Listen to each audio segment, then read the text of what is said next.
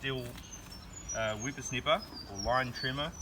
First we'll put the choke on, pull both sides of the trigger. This has to be on, which is already on.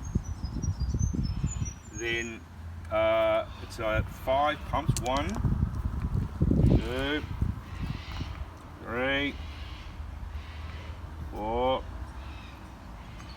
5, and then you do it. Okay, once it does that, then you put the choke off. So it's the next position here. No, there's only 2 positions, choke on or choke off. And then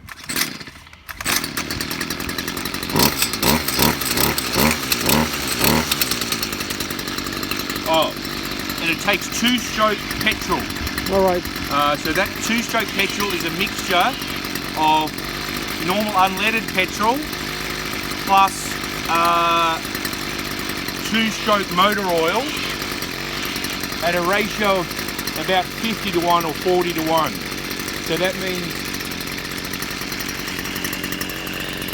in here is 2-stroke, which has already been mixed, which is 5 litres of petrol to 100 mils of 2-stroke motor oil.